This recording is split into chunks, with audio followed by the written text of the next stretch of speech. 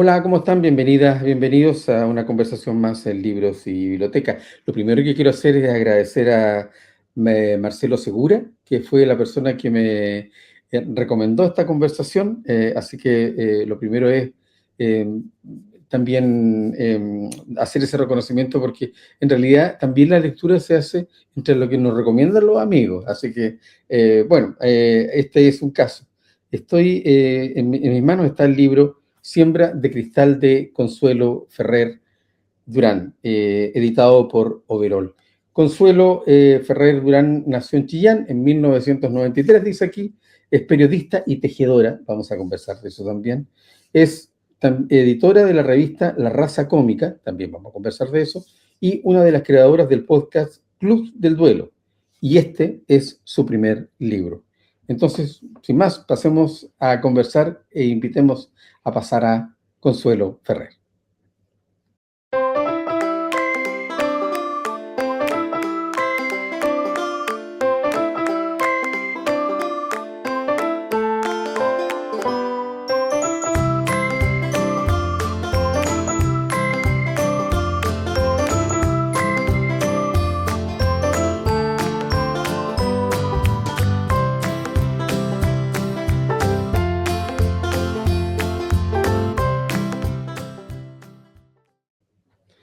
Hola Consuelo, ¿cómo estás? Muchas gracias por estar aquí con nosotros. Hola Waldo, muchas gracias a ti por la invitación y a Marcelo por la recomendación. ¿No es cierto? Sí, sí, eso es súper potente porque yo creo reforzarlo. En realidad, la actividad de leer es algo muy individual, ¿no? Es algo muy personal también, pero la verdad, agarra mucho vuelo cuando alguien te recomienda un libro, cuando alguien te cuenta lo que le pasó con ese libro. ¿Ah? Y bueno, Marcelo también ha vivido el proceso del duelo del padre. Yo lo estoy viviendo también recién porque mi padre recién murió en octubre pasado. Y hay un montón de cosas que uno hace a partir de ese recuerdo y de ese duelo, ¿no? Y en el caso tuyo, bueno, nos entrega este maravilloso libro que se llama Siembra de Cristal y que tiene que ver con la historia de Vicente Ferrer, que es tu padre, que fue un trabajador de IANSA, para quienes no lo sepan, porque hay mucha gente joven que puede estar viendo esto y no lo sabe, pero IANSA era la empresa estatal de azúcar chilena cuyo símbolo, logo, estuvo en todas las casas de Chile y que marcó toda una época. ¿Por qué no nos cuentas cuál es qué es lo que te pasó? ¿Qué te gatilló a escribir este libro, Consuelo? Si el logo de Jansa estuvo en todas las casas, imagínate en la mía.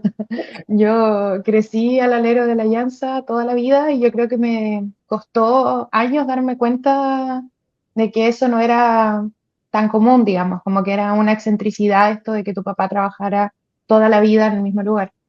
Yo creo que lo que gatilla la escritura en sí del libro es la muerte de mi papá, por supuesto. Mi papá murió el 2020 de cáncer, después de una enfermedad bastante rápida. En 4 meses nosotros pasamos de tener un papá sano a no tener un papá vivo. Sí. Y, y eso desató, por un lado, muchas preguntas con respecto a lo que yo estaba atravesando, a lo que estaba viviendo. Ahí la literatura jugó un rol muy importante. Mis amigas que sabían que yo procesaba las cosas a través de la lectura me empezaron a regalar libros, yo empecé a leer mucho y me di cuenta en esa como tradición de escritura del duelo que había algo muy potente, como un diálogo que yo podía establecer con gente que había vivido lo mismo que yo y que no necesariamente estaba en mi círculo. O sea, yo no tenía acceso a ese diálogo más que a través de los libros, digamos. Y, y también me di cuenta que la escritura tenía mucho poder de reparación a través de la narrativa. No sé si de reparación, porque no es que uno vaya a reponer o a sanar en un 100%, pero sí de poder darse un nuevo relato a sí mismo o de poder estructurar la realidad que queda completamente como desencajada después de una muerte tan fundamental. En mi caso, mi papá era una figura muy presente en mi vida, éramos muy cercanos. Entonces, al principio empieza la escritura netamente del duelo y de la muerte, y a medida que pasan los años, empieza a aparecer el tema de la alianza, como yo creo que sobre todo me fui dando cuenta que a la gente le llamaba mucho la atención. Cuando yo lo comentaba era como, pero ¿cuántos años trabajó tu papá en Llanza? ¿Pero y a qué edad entró? ¿Y qué fue a la universidad? Y cada vez que yo lo contaba o que contaba como anécdotas del azúcar y de haber crecido en la fábrica, básicamente, a la gente le llamaba mucho la atención. Y con ayuda de la editorial también me fui dando cuenta de que era una historia que además de contar mi historia personal de mi papá y de mi duelo por su pérdida, contaba a su modo como el duelo de un país también, como de una forma de trabajo que ya no existe, de un tipo de industria que tampoco existe de la misma manera, de un modelo de Estado que tampoco existe de la misma forma. Y me fui convenciendo de que ya no era solamente mi historia de mi pena porque mi papá se había ido, sino que se podía hacer un libro como justificado, por así decirlo, periodísticamente incluso. Yo soy periodista, así que siempre tengo ese sesgo. Oye, yo soy profe de historia, entonces me es imposible también abstraerme y no darle una mirada en ese sentido también al libro.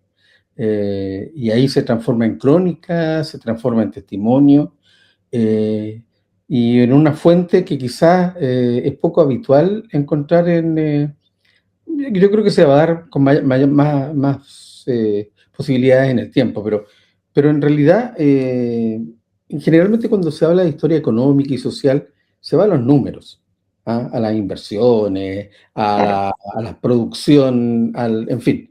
Pero se habla poco o se insinúa más allá, pero no se habla mucho de lo que está en torno a empresas que de alguna manera no solo eran la vida para esas personas que trabajaban, como en tu caso tu padre, que tú dices que el 75% de su vida lo pasó en la planta, digamos, no en la planta, sino que en la empresa, y, eh, pero también están sus familias, están las relaciones sociales que se arman entre las familias, los lugares donde están esas familias, que son también poblaciones o lugares donde hay viviendas de trabajadores, el comercio que se instala allí, las actividades Claro. también económicas que surgen de estas familias, que comparten a veces en casi modo cooperativa todo lo que hacen. En fin, hay aquí también un relato en ese sentido y de quizás, como dices tú, también un Chile que se fue. Sí, totalmente. Tengo un amigo muy cercano que es profesor de historia también, que me hacía lecturas similares, de que este libro él se lo daría a sus estudiantes, decía, profesor de enseñanza media. Y una amiga que es profesora de historia también, que vive en el sur, porque me decía, o sea, esto es historia de Chile, o sea, está desde adentro de una familia. Es raro de repente para una pensar, ay, sí, lo que yo viví fue histórico, pero precisamente porque la historia se construye con la gente como nosotros, no son los poderosos solamente los que construyen la historia de los países y sobre todo de las naciones. Entonces, creo que también es bonito desde ese lugar entender que lo que pasa en una casa común de clase media en Chillán también es parte de la historia de un país. Claro, es que en las comunidades está la historia de largo aliento. ¿Ah? Desde la cotidianidad, desde lo que se ve a partir de las vivencias personales, son testimonios de los procesos que están como, a veces no tan visibles, pero son súper potentes a la hora de explicar hitos históricos o cosas que son como, qué sé yo, las revoluciones o los estallidos o las transformaciones que parecen así como de un momento a otro. Todo tiene una explicación o una conexión con lo que se vive en el día a día, las personas que después son protagonistas de esos cambios. Es bien interesante. Mira, ahí tenía la idea de leer algunas partes porque en realidad hay mucha poesía también, se nota que hay mucho cariño Gracias. en la escritura, me gusta mucho, es una prosa que es muy auténtica, no es pretenciosa, tampoco es un libro, le voy a decir a quienes nos escuchan y a quienes nos ven, que es un libro que intente dar la explicación de la vida o de la industria o del modelo de desarrollo antes del golpe militar, no, o durante la dictadura, no es eso. Está todo eso ahí, pero lo que pasa aquí es la historia de una familia que está en torno a la industria del azúcar. Y veo que también este es un proceso que lo hiciste de manera colectiva, mucha conversación con tu hermano, con tu mamá y con los compañeros de Amigo, trabajo de tu papá. Cuéntanos, ¿cuánto te tomó esto? ¿Cómo lo pudiste hacer? ¿Hubo momentos así como de debilidad, de pensar, no va a salir esto, voy a dejarlo un rato? Yo creo que una vez que el proyecto se armó con esta forma de la alianza como eje estructural, se me hizo mucho más abordable. Yo sabía que quería escribir de mi papá, pero cada vez que empezaba a escribir se me ponía muy oscuro el texto. Y yo tenía la convicción de que mi papá había tenido una vida tan luminosa de alguna forma y donde esa luminosidad irradió a tantas personas que no era justo con su historia que yo hiciera un libro triste, netamente. O sea, obviamente la tristeza yo la reivindico, yo no creo que sea algo malo, pero yo pensaba, la muerte de mi papá, por traumática que fue, no, no resume lo que fue su vida. Su vida fue muchas cosas más que lo traumática que fue su muerte. Entonces, a mí me costó mucho más el libro antes de que apareciera la idea del azúcar entre medio. Y una vez que eso empezó, fue mucho trabajo de campo, por supuesto, ir a los lugares. Yo fui a la Llanza, fui a la población Llanza de Linares, que es lo que queda de ella, digamos.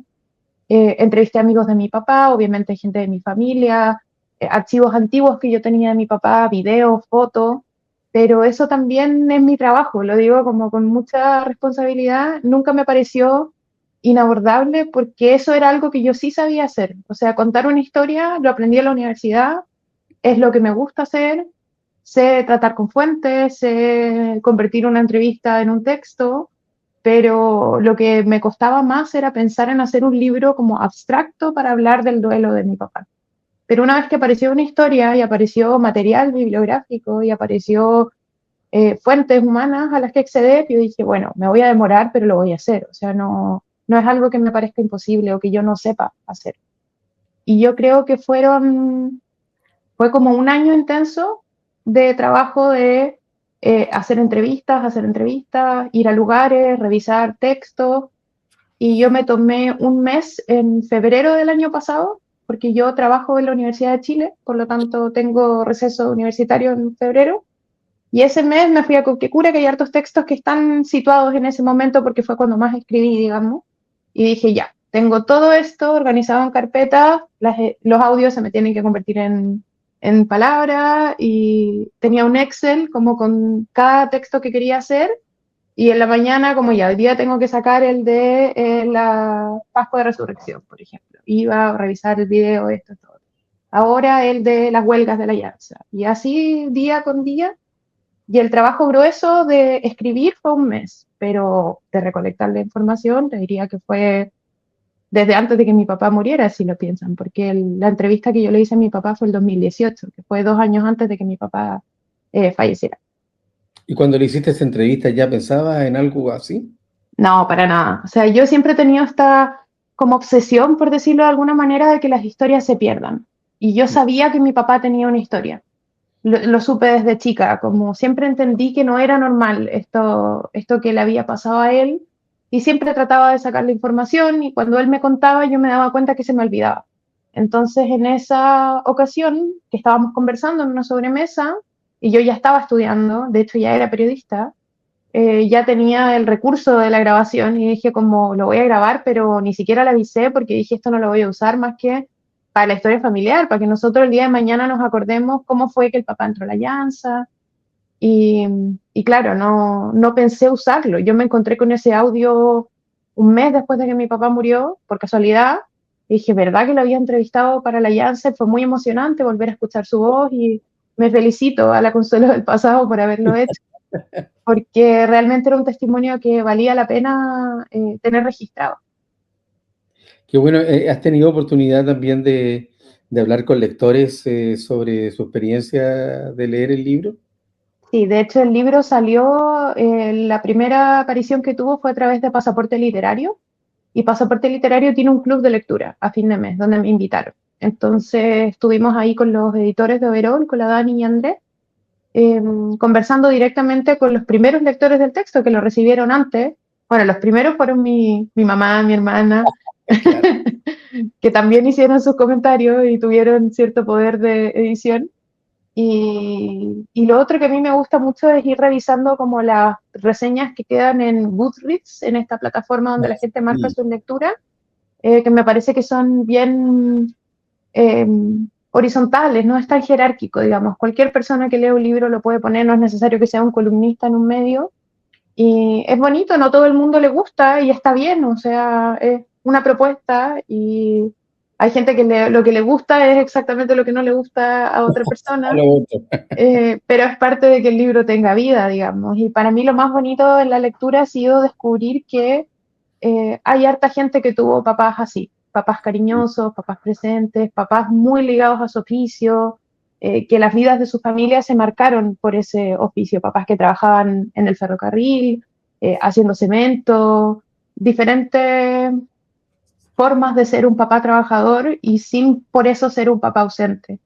Y ha sido bonito descubrir que no es tan excepcional, si bien es bastante raro, digamos, no es tan común que los papás que sean presentes. Más bien, Mm. Chile es bastante conocido por ser un país como de papitos corazón, entonces es bonito saber que hay más ejemplos, que no era una excepción absoluta. Hagamos una mención a la edición de Overall, que está muy bonita también, ¿eh? Es Una propuesta preciosa. estética bien interesante, y que da cuenta inmediatamente de esta idea de los cristales. Hay ese párrafo que yo te decía que me gustó mucho. Tiene que ver justamente con este efecto, este proceso químico que se hace, el slurry, ¿no? Sí, Para provocar que que se le la azúcar se cristalice. que el momento en que el azúcar se cristaliza, claro, y es cuando se produce ese proceso, es que hay una figura y es la de un compañero de trabajo de tu papá, y probablemente tú dices también mi papá, que eran meter la mano en estos cristales, En la siembra de es muy el cristal. resultado la siembra, ¿ah? Y de ahí viene la expresión siembra de cristal, y de ese momento mágico que tenía la producción, que le daba a una actividad que probablemente era mecánica, de mucho tiempo, en fin, eh, quizá ya incorporada tantas veces en que se llevaba haciendo, pero hay una magia al momento de producirse este hecho, y tú dices, bueno, hay una invocación a tu padre ahí en ese texto, dice, ojalá me ayude a decir todo lo que tengo que decir Claro. a partir de esta imagen.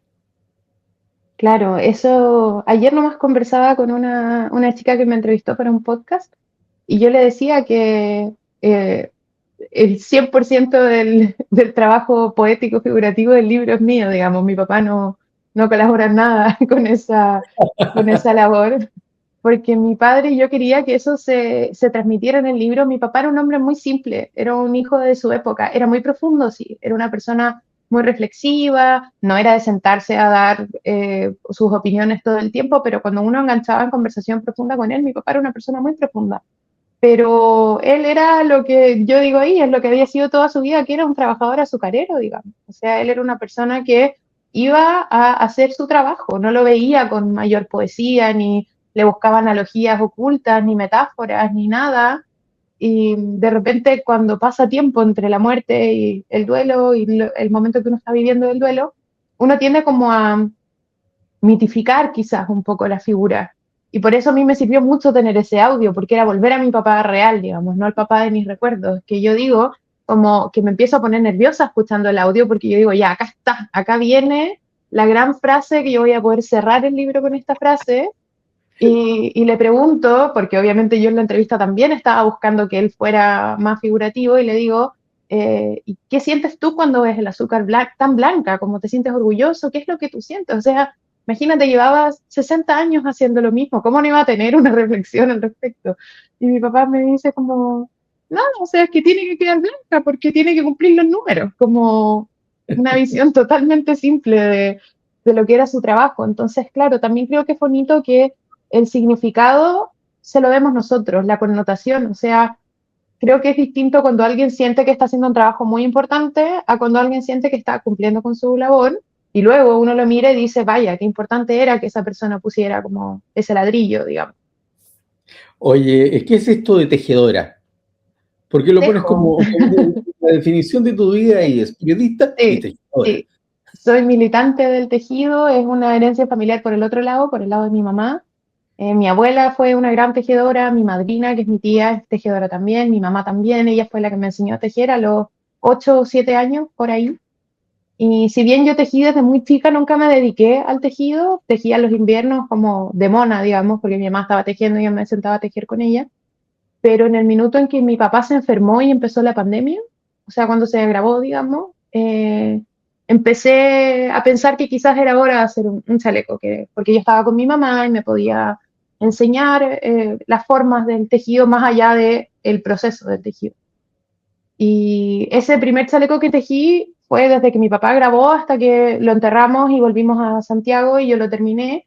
Y obviamente uno de los momentos más oscuros de mi vida, y en el momento en que yo terminé de coser ese chaleco y me lo puse, me pasó una cosa como sobrenatural, de pensar como no puedo creerlo, o sea, no puedo creer que con lo mal que me siento, lo rota que estoy, lo oscura que está haciendo mi vida ahora, de todas maneras yo fui capaz de hacer esto, y esto que hice, su función es abrigar a una persona, que en este caso es a mí misma, o sea, me pareció como muy, muy significativo, y el tejido fue una tabla a la que yo me agarré en mi naufragio del duelo, y tejí obsesivamente en pandemia. Alguna vez los conté, los primeros años llegué a tejer 60 chalecos, pero de esa debo haber duplicado esa cifra. Eh, y bueno, hoy en día que ya uno volvió a trabajar presencial, es algo que hago recreativamente o que hago por cariño, digamos. Yo le tejo a mis amigas, le tejo a mi familia, no me dedico a vender tejidos, pero pienso que hay una política con respecto a ese tema. Es un tema generalmente asociado a las mujeres, al rol femenino del cuidado, del abrigo, así que es algo que me gusta mucho hacer y que trato de darme el espacio para seguir haciéndolo pese a las vicisitudes de la vida. Maravilloso. Oye, mira, vamos a hablar de la raza cómica y voy a hacer el link aquí. Esta es la web, ¿no? Y quiero que nos cuentes de este proyecto. Tú entiendo que es un proyecto colectivo del cual tú participas. Hay mucha información, me gustó mucho, yo no lo conocía. Hay, entiendo, referencias sobre libros, sobre películas, y también hay también una especial aquí que es esta sección que se llama Cerrado por Duelo, que yo creo que conecta perfectamente de lo que estamos conversando y de lo que tú escribiste. ¿Por qué no nos cuentas de este apartado en particular de la raza cómica?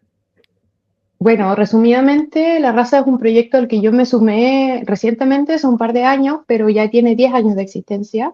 Es un proyecto que surgió de un grupo de amigos que estaban haciendo un magíster en estudios latinoamericanos juntos, y que el proyecto en sí está atravesado por un duelo importante porque su fundador, que se llama Cristian Pacheco, falleció hace varios años. Y sus amigos mantienen este sitio como una manera también de mantener viva la memoria de Pacheco. Y una de las cosas importantes que pasó con La Raza Cómica fue que el 2023, cuando la Alianza cumplió 70 años, yo escribí una crónica para La Raza Cómica de los 70 años de la Alianza, donde contaba que mi papá había pasado toda su vida en la Alianza, sin pensar que eso se iba a convertir en un libro, ni mucho menos. Y cuando yo me junté a conversar con Overol sobre la posibilidad de escribir el libro, ellos me dijeron, me hablaron de esta crónica. Me dijeron como, nos gusta cómo escribes, pero la historia que nosotros queremos es la de El azúcar y tu papá y la Jans. Entonces, La Raza Cómica es un ladrillo, pero fundacional del libro. Y también creo que es bonito que de repente uno no se da cuenta de los proyectos que está haciendo hasta que ya está metido en la mitad. O sea, no todo se planifica con anticipación. Uno de repente va escribiendo las cosas que necesita para sobrevivir y luego te das cuenta mirando para atrás que había una línea y que eso se podía convertir en otra cosa. Y claro, yo en La Raza encontré un espacio para poder hacer entrevistas, escribir, que es algo que no hay tanto en los medios hoy en día. Yo soy una periodista netamente de prensa escrita, pero no trabajo en medios desde el 2021 porque está muy difícil trabajar en medios y sobre todo dedicarse a escribir crónica, reportaje, o sea, es prácticamente imposible. Y también yo pienso que es un poco traicionero de parte nuestra hacerlo en una revista donde eso no se valora monetariamente, digamos. Yo creo que escribir es un trabajo y que uno no debería escribir gratis, digamos. Pero como la revista es nuestra y es el espacio que tenemos y podemos al menos publicarlo y darlo a conocer al mundo, me parece que tiene un valor súper especial. Y en La Raza yo empecé a hacer estas entrevistas y hace muy poco, conversando con un amigo que también es parte del equipo editorial, que se llama Eric, que también es huerfanito de madre, nos dimos cuenta que había como un hilo conductor en muchos de los temas que yo había escrito, que él había escrito, que otros miembros del equipo habían escrito, que tenían que ver con el duelo, con la muerte, con la memoria. Y dijimos, oye, ¿por qué no juntamos todo esto y lo ponemos en una carpetita distinta si estamos haciendo un trabajo muy robusto con respecto a ese tema? Y así nació, fue hace poco, hace un par de meses que armamos la sección, pero teníamos hartas entrevistas. Hartas las he hecho yo porque en general son libros que me interesan porque hablan de la muerte, autores que, por ejemplo, ahí aparece la Sophie Troncoso que escribió Funerales, eh, ese otro es un fanzine que escribió una chica centroamericana que su papá murió asesinado. Bueno, está la Belén Fernández, que es nuestra gran escritora del duelo contemporáneo chileno, si me preguntan.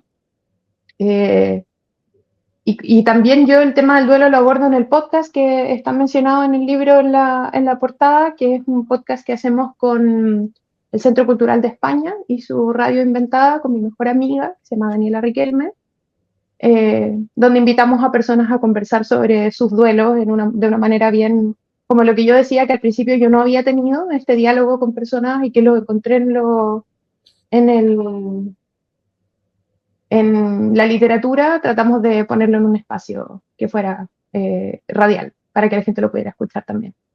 Mira, muy interesante. Yo creo que hay muchas personas que podrían sumarse también. Están ahí en la dirección de razacómica.cl. Cómica. Sí. Sí, razacómica.cl. Bueno, y vayan a leer el libro Siembra de Cristal de Consuelo Ferrer. Es una realidad, una gran conversación con la historia, con su padre, con su familia y también con nosotros. Así que es una oportunidad nueva para poder hablar de la vida, más que de la muerte, de cómo vivir, seguir viviendo después de la muerte de alguien querido o cercano que forma parte de nuestras vidas. Uh-huh. Qué Algo que lindo, esa era la idea. hacemos, ¿no es cierto?, habitualmente a veces sin ayuda o sin darle una vuelta más. Aquí hay una oportunidad para potenciar esos procesos. Consuelo, te quiero agradecer que hayas estado con nosotros y te felicito porque en realidad es un gran aporte a la conversación pública sobre la historia de Chile, sobre la muerte, como decíamos, sobre la vida, sobre las familias chilenas. Muchas gracias por todo, Waldo, por la lectura, por la invitación, por el programa, todo. Gracias, nos seguimos viendo y a disposición para cualquier cosa de aquí en adelante con todos estos proyectos que tienes que son bien interesantes. Gracias.